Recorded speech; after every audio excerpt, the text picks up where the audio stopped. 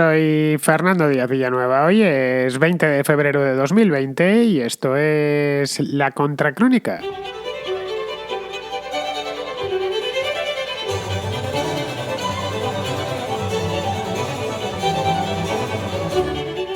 El Consejo de Ministros de este martes aprobó dos nuevos impuestos que llevaban en el cajón desde hace ya aproximadamente un año, más de un año de hecho.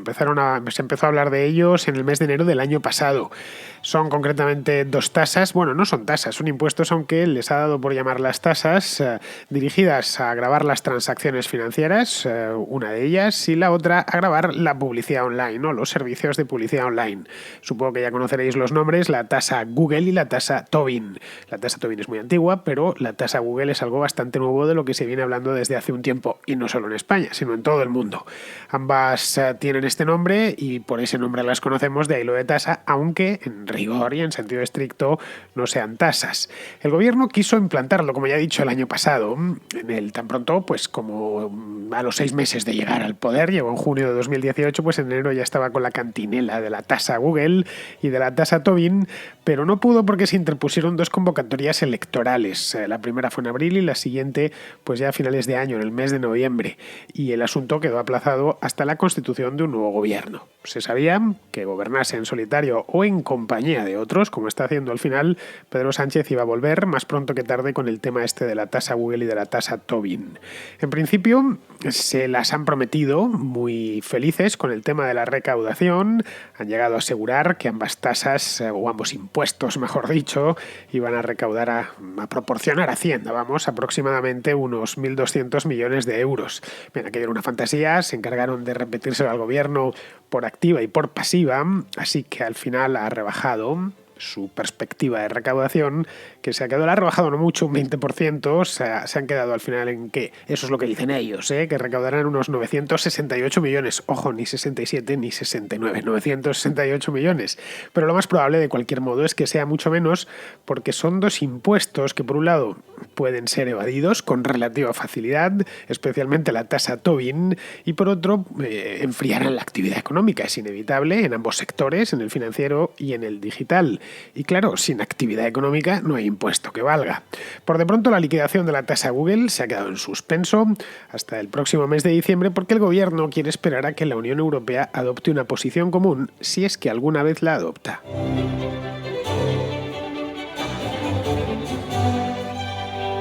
De la llamada tasa Google se viene hablando desde hace ya más de un año. Bueno, más de un año en España. En Europa se viene hablando de esto desde hace bastante más tiempo. Yo vengo oyendo hablar de la tasa Google tranquilamente, o de un tipo de tasa que grave el tema este de la publicidad online tranquilamente desde hace como 3 o 4 años. Al principio eran simples voces lejanas y al final esas voces lejanas, simples voces lejanas y siempre en el mismo sitio, que suelen ser en las facultades económicas de las universidades públicas. Es donde nacen todas estas ideas que por lo general suelen ser de casquero, pero bueno, al final terminan siempre en los consejos de ministros, y esto ha terminado en el Consejo de Ministros del pasado martes. Ya sabéis que desde hace un mes los consejos de ministros no se celebran los viernes, sino que se celebran los martes por deseo de Pedro Sánchez, que quiere hacerlo los martes. ¿Qué le vamos a hacer? Bueno, viernes o martes, la verdad es que da igual.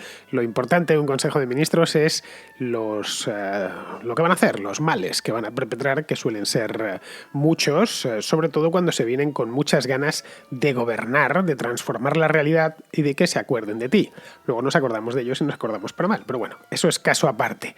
Bien, la historia esta de la tasa Google se la sacó Sánchez de la chistera hace poco más de un año, como os he dicho antes, y la incorporó al proyecto de presupuestos generales del Estado del año pasado, del 2019. Ya es un año que está pasado y por lo tanto esos presupuestos no sirven para nada. Nunca vieron la luz los presupuestos por la convocatoria de elecciones del pasado mes de abril. Recordad, el mes de febrero, hace justo un año, estábamos en esta historia, que Sánchez quería seguir gobernando con lo que tenía, es decir, no quería convocar elecciones bajo ningún concepto, y como no consiguió apoyos para sus presupuestos, pues nos mandó a finales del mes de febrero del año pasado, nos mandó de cabeza las elecciones que se celebraron a finales de abril. Y evidentemente todo quedó paralizado. No solo cuestiones mayores, sino también cuestiones menores como esta de la tasa Google. La tasa Google lleva como nombre el del gigante de las búsquedas, el de Google que todos conocemos. pero no le afectará solo a Google a pesar de ese nombre. Podría haberse llamado tasa Amazon o tasa, qué sé yo, Facebook también. Entiendo que a los de Google les encantará porque les hace una publicidad gratuita. Pero vamos, que también va a afectar a Facebook y va a afectar a Amazon. ¿Por qué? Pues porque son los que hacen negocio con la publicidad online segmentada. Ese tipo de publicidad de la que hemos hablado aquí en multitud de ocasiones, en la Contracrónica, cuando yo os digo que los anuncios os persiguen y nos persiguen a todos. Bueno, pues es eso mismo, es la publicidad segmentada.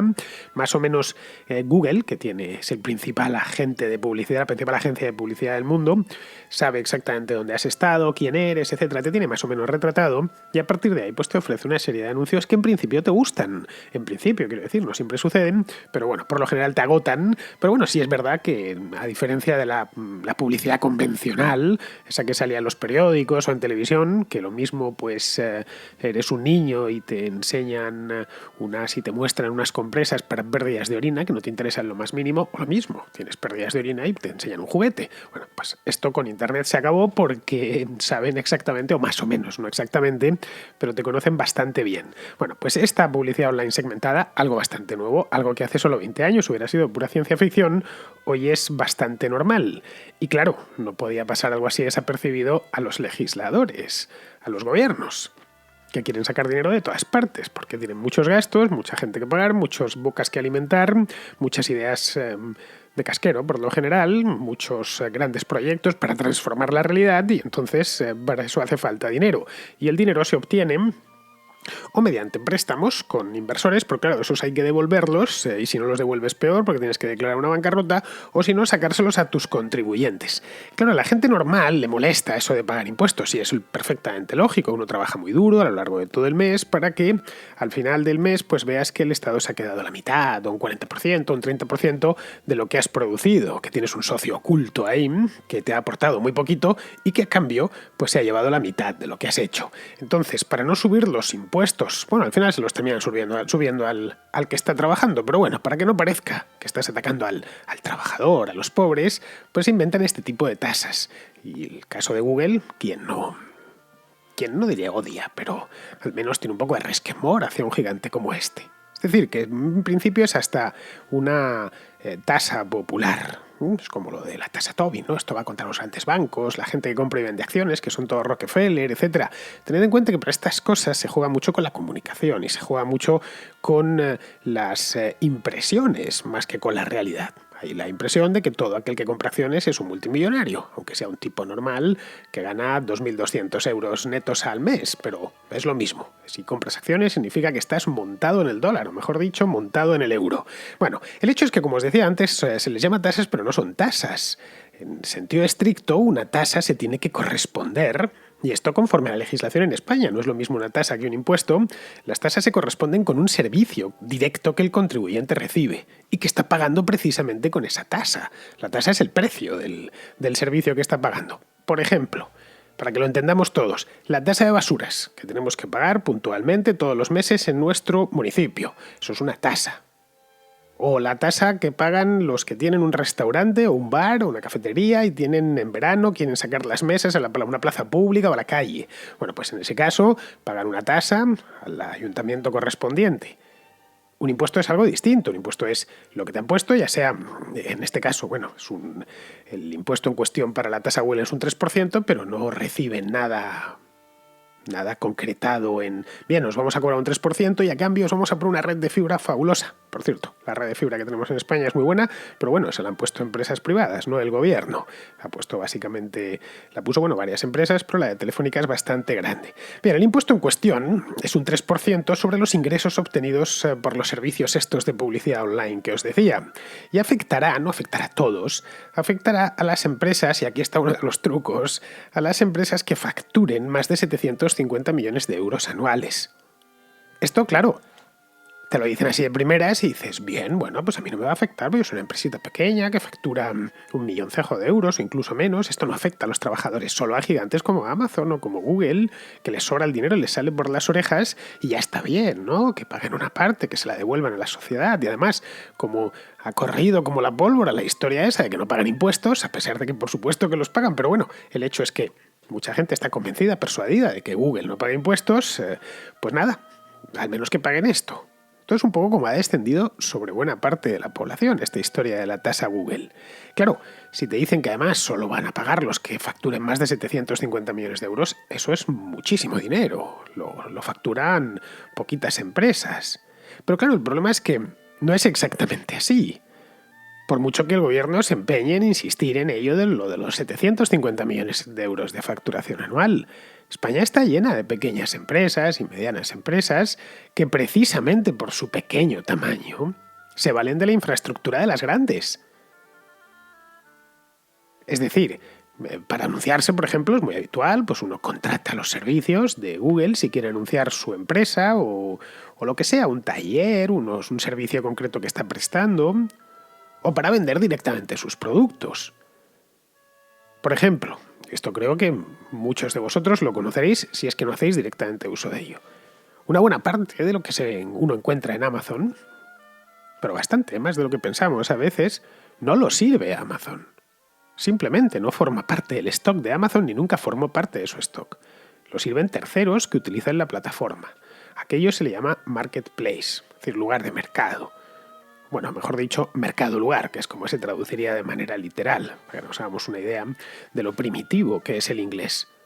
Bueno, pues en el mercado lugar hay empresas de todos los tamaños, pequeñas, grandes y medianas, pero sobre todo empresas pequeñas. Esto, por ejemplo, ha permitido estos marketplaces, han permitido que empresas de todos los rincones de España, la mayor parte de ellas pequeñísimas, microempresas, empresas formadas por un tipo o dos, accedan a un mercado muy grande. Y ojo, no un mercado ya nacional. Bueno, con esto estoy aquí perdido en un pueblito y puedo acceder a toda España. No. Un mercado internacional. Así, por ejemplo, vemos que una empresita, no sé, de Málaga, por ejemplo, de La Coruña, que vende artesanía, qué sé yo, puede exponer sus productos en un escaparate por el que pasan millones de personas todos los días de todo el mundo. O de buena parte del mundo, allá donde Amazon tiene tiendas que es en los principales mercados.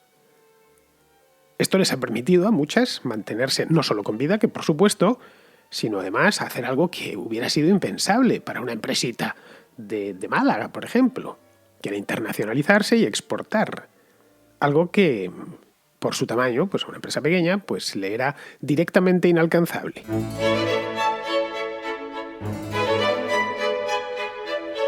De manera que los primeros en sentir este impuesto, esta tasa, que va a ser solo para multimillonarios, el impacto de esta tasa, que a lo tonto es un 3%, que diréis, bueno, es poco. Bueno, si un impuesto siempre es mucho, aunque vaya con un 0, bueno, lo veremos ahora con la tasa Tobin, como incluso cuando es un 0, cuando son décimas, sigue siendo mucho.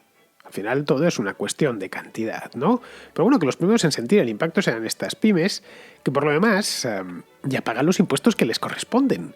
Si uno tiene un pequeño negocio en cualquier rincón en el que vende, por lo que decía antes, artesanía, en el marketplace de Amazon o en cualquier otro, ya está pagando sus impuestos, su impuesto de sociedades, el IRPF de sus empleados, etc. Ya le están cosiendo impuestos. Y además tiene que hacer frente ahora a uno más. Podemos pensar, no, pero es que lo va a pagar Amazon. No, Amazon lo va a repercutir. No se lo va a comer, solo faltaba. Es una empresa y está hecha para ganar dinero. Y a su vez lo repercutirá en sus clientes. Esto evidentemente hace que se venga abajo por completo este relato maniqueo del gobierno, según el cual la tasa Google solo afectará a grandes multinacionales, perversas todas, multinacionales sin alma, que no tributan o tributan muy poco. Y no, claro que tributan. Google o Amazon o Facebook pagan el grueso de sus impuestos allá donde está su sede, como debe de ser. Es decir, en Estados Unidos, en este caso, estas tres concretamente, es donde tienen su sede central. En España pagan los impuestos que les corresponden, pero son, a fin de cuentas, organizaciones internacionales. Del mismo modo que Siemens pues paga sus impuestos en Alemania, el grueso de sus impuestos en España también paga, lógicamente. Fiat paga el grueso de sus impuestos en Italia, que es donde fabrica, donde tiene los grandes departamentos de diseño, etc. Y Repsol, la petrolera, pues paga el grueso de sus impuestos en España. Y no en otros países donde opera, que son un montón de ellos, por cierto. Si viajáis por ahí encontraréis gasolineras Repsol en países tan distantes entre sí, pues que como la propia España o México. Bien, el grueso de los impuestos Repsol los paga en España, como es lógico. De manera que la tasa Google en España no la va a pagar Google. Así de sencillo. Sino los clientes españoles de Google, o los clientes españoles de Facebook, o los clientes españoles de Amazon.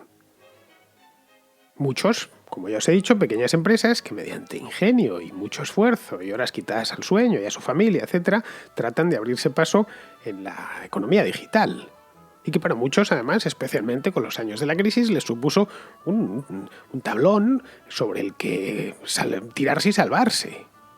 Esto lo sabemos muchos porque hemos conocido gente que empezó con pequeñas empresas relacionadas con el mundillo digital y hoy les va bien, por lo menos pueden tirar adelante sin pedirle nada a nadie y sin quitarle nada a nadie, que es de lo que se trata.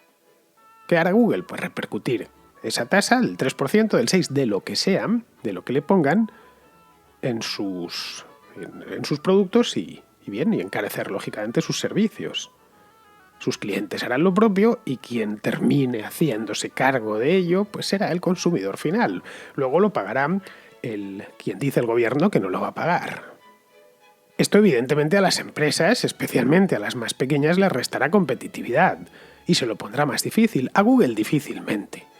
O a Amazon son empresas gigantescas que lo que haga un gobiernito como el español pues mucho no les afecta. Pero a una empresa pequeñita, esta que os decía, que está en Málaga o en La Coruña o en León, pues sí que le va a hacer daño. Esto erosionará sus beneficios cuando los tengan y, pues al final no podrá invertir, por ejemplo, en un nuevo producto que quería lanzar o en mejorar uno que ya tiene en catálogo.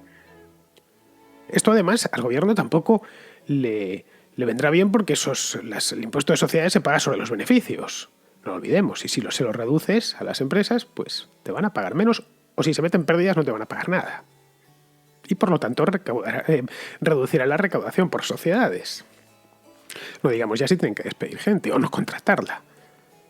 Y no olvidemos luego otro elemento. Siempre existe la posibilidad de deslocalizarse digitalmente, que es más fácil que deslocalizarse físicamente. Es decir, llevarse la publicidad o el marketplace a operadores que ni siquiera tienen sede en España, operadores de comercio electrónico. Y a los que por lo tanto no se les puede hacer tributar porque es que no están en España, a pesar de que operan. Esto de la economía, la nueva economía, no han terminado de entenderlo. Claro, en esta gente pues no termina de entrar. Tampoco entraba en los anteriores, los horarios y demás. En su cabecita abogado del Estado no podía entrar en una cosa así. Para ellos el Estado es una finca y nosotros somos las ovejas. Este, por ejemplo, es el caso, otros operadores de Alibaba. Que Alibaba tiene una sede, estuvo vendiendo en España durante años, hasta que decidió abrir su primera oficina en Madrid. Esto fue, no sé si en noviembre o en diciembre del año pasado.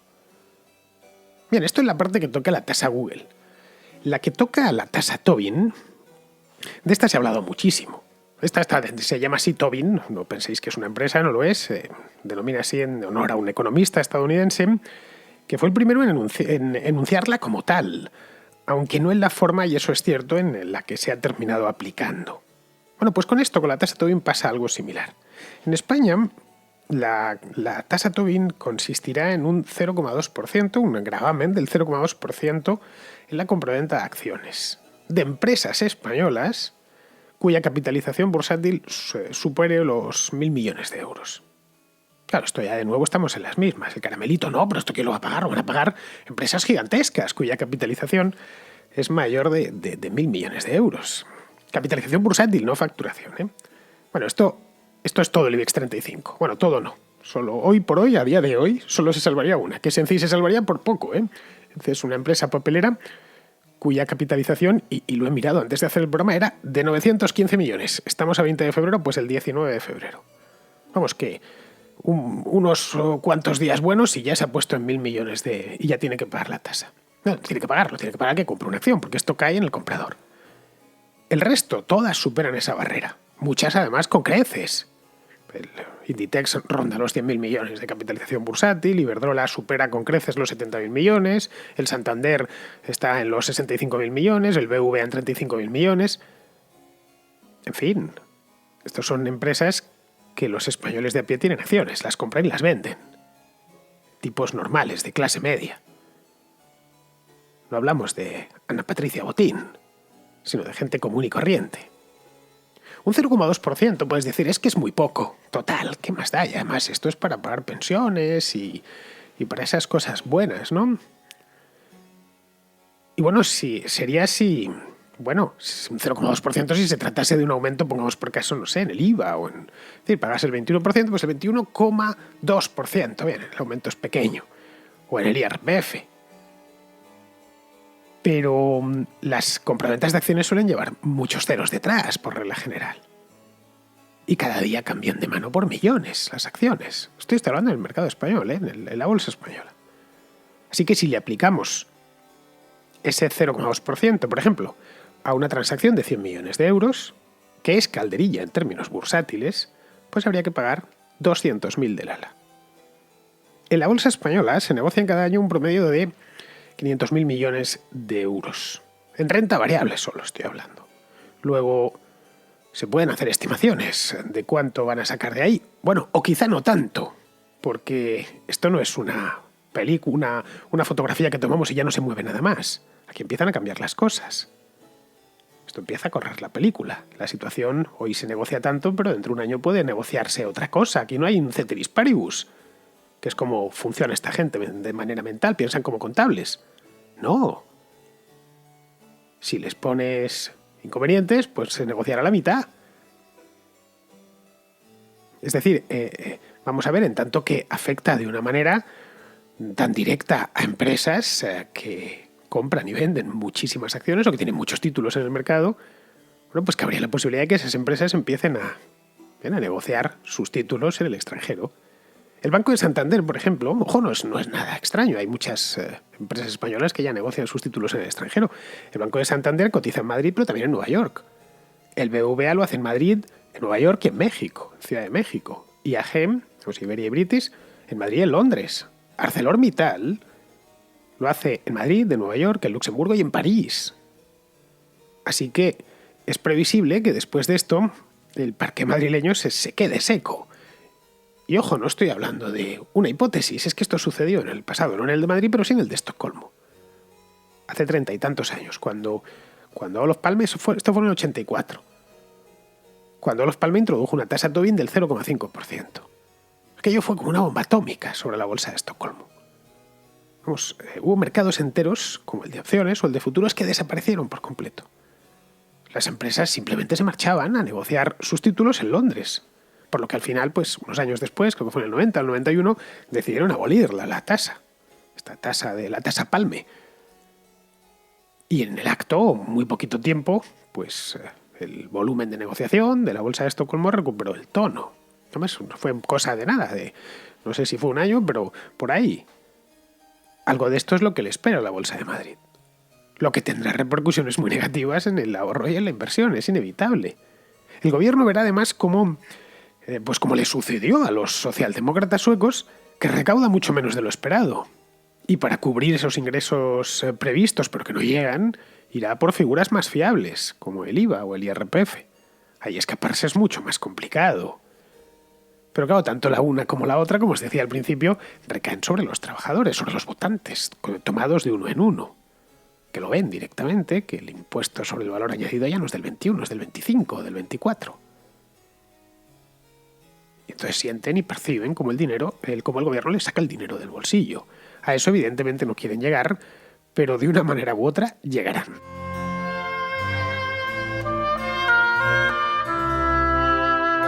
Vamos con la contrarréplica, empezamos con Javier, que vuelve sobre el tema este del caso Ábalos. Hola Fernando, lo primero, enhorabuena por el programa. Y verás, quería comentarte una cuestión que llevaba días planteándome y ahora me ha surgido a raíz de la publicación de un artículo en el periódico El Mundo por parte de la profesora Araceli Mangas Martín, que es una de las autoras de referencia en lo que se refiere a derecho de la Unión Europea en nuestro país. Es la autora de uno de los manuales de referencia que se utiliza en muchas de las universidades en España. Y bueno, en esta tribuna, en esta columna, aclara que los aeropuertos, por supuesto, todo el aeropuerto es territorio nacional.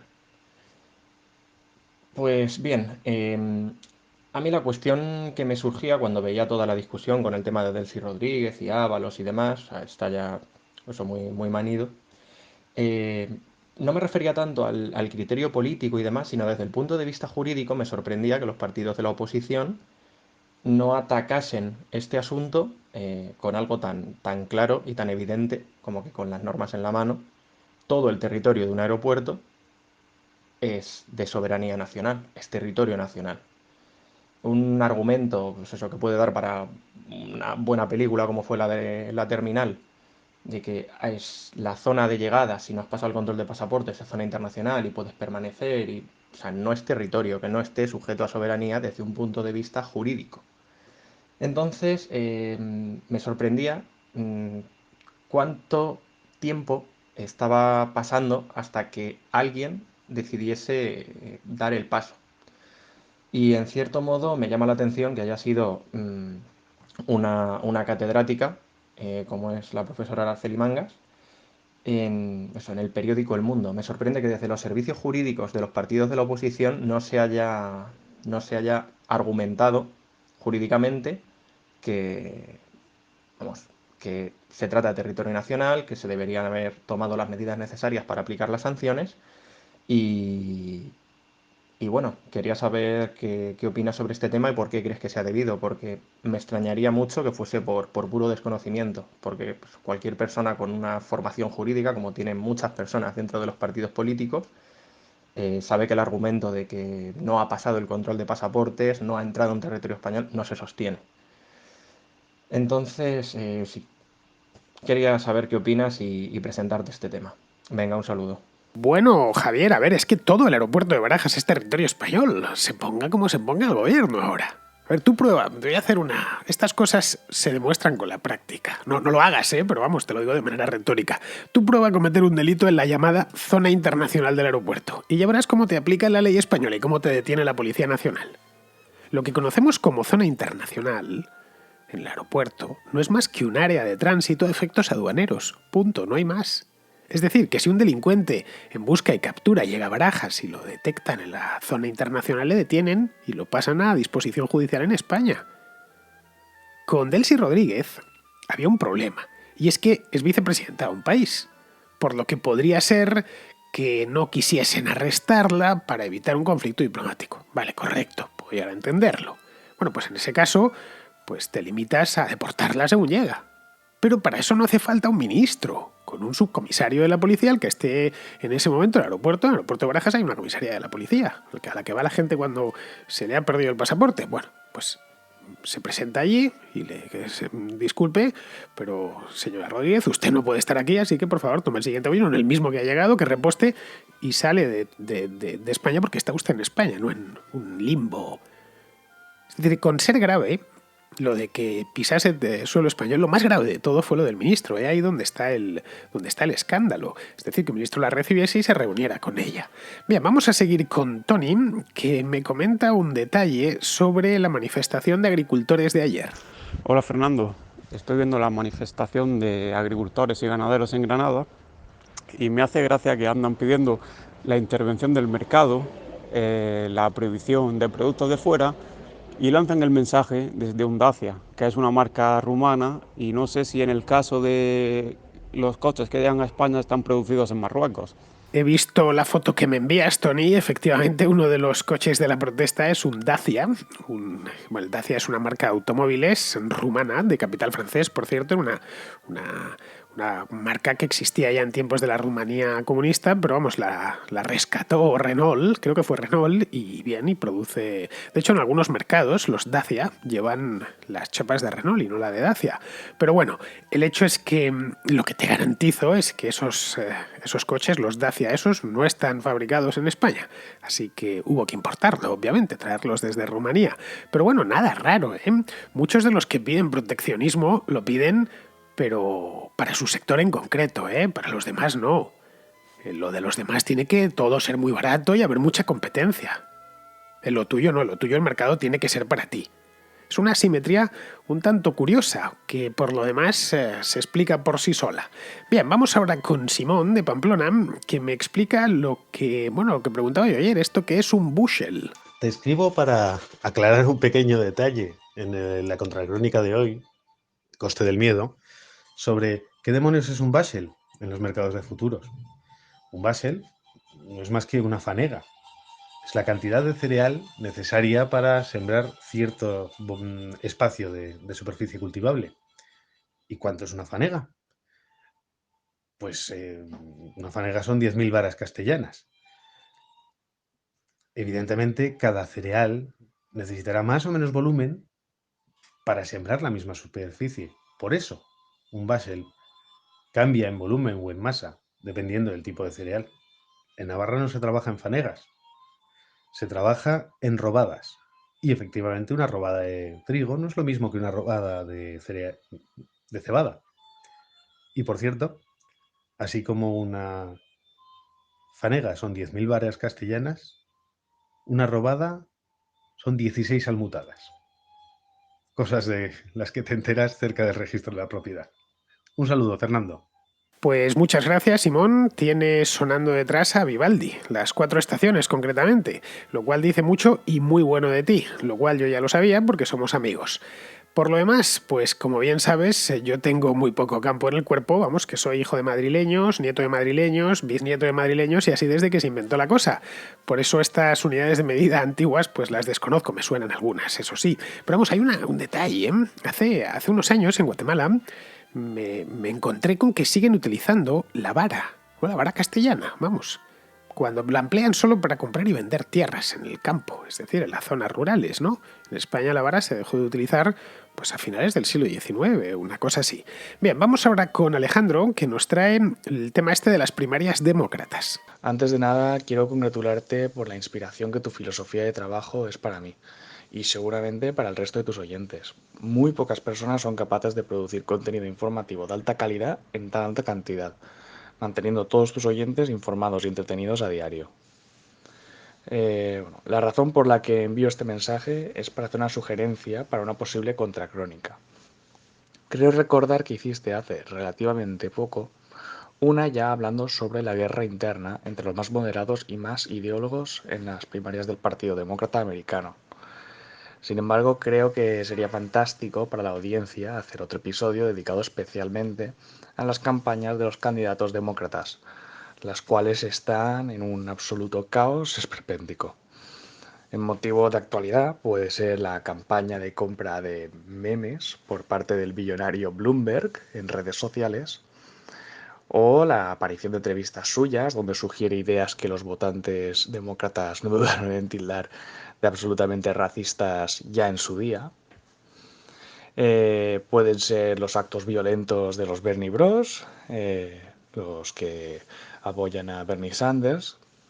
E incluso me parece especialmente gracioso e interesante los asaltos al propio Bernie, donde hace pocos días le quitaron por segunda vez el micrófono en campaña para criticar su carencia de puridad en algún aspecto ideológico.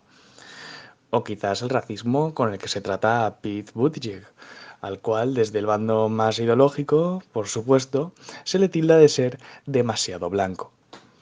Creo que los oyentes se reirían mucho con lo absurdas que son varias de estas situaciones. Lo que no sé con certeza es si son dignas de una contracrónica o si por su esperpenticidad serían más aptas para el Club de la Comedia. Un saludo y enhorabuena por tu programa. He hecho ya 2 contras sobre las primarias de Estados Unidos, una en el mes de enero y otra ya en febrero. Pero vamos, haré más, Alejandro, eso tenlo clarísimo. Tras el Supermartes, que es el día 3 de marzo, pues haré una seguro. Y luego podría hacer otra antes, si encuentro inspiración y me dan motivos. Se ve que están buscando el modo de que se hable de ellos, porque efectivamente el caos es, no diré que absoluto, pero mucho más del previsible. A ver, se están poniendo muy nerviosos y yo creo que es porque están muy igualados. En las encuestas dan ganador a Sanders, como bien sabemos, pero detrás de él van 4 candidatos. Está Biden, está Bloomberg, está Warren y Buttigieg, empatados entre el 12 y el 15% de esperanza de voto. A Sanders le dan aproximadamente un 25%. A Buttigieg, lógicamente, le están breando, porque era un tipo que no estaba invitado a este banquete. A ver, hace un mes a este hombre los sondeos le estaban dando un 5%, más o menos, y ahora está en el 12%. ganó en Iowa, como sabemos, y quedó segundo en New Hampshire. Esto fue las primarias de New Hampshire, que fueron el día 11. La semana pasada, no, la anterior. Que de hecho empató, a puntito estuvo de ganarle a Sanders. Quedó empatado en delegados con Sanders. Muy bien, pues con esto vamos a ir pasando ya al final del programa. Vamos con Pizarro, que nos habla pues del impacto económico del coronavirus. La emergencia sanitaria pasará. Y cuando pase, la actual ralentización derivada del parón en las fábricas y en los transportes de la oferta y la demanda pasará con ella. Ahora bien, el desaguisado provocado y mantenido por la mala gestión del Partido Comunista Chino puede que permanezca cuando ya haya pasado la crisis sanitaria, porque ha supuesto una crisis de credibilidad y de reputación, un abuso sobre la población para empeorar, no para mejorar las cosas, y un aumento de la deuda de compleja y dilatada corrección. Tras el coronavirus, en China seguirán igual de sojuzgados, pero más conscientes y más pobres. Es decir, con un descontento general que puede ser la base para un posible cambio. Un cordial saludo de Pizarro. Y con esto, queridos amigos, termina ya la contracrónica de hoy y la de esta semana, porque mañana tenemos contrahistoria. Así que por allí, por la contrahistoria, os espero. Hasta mañana, amigos.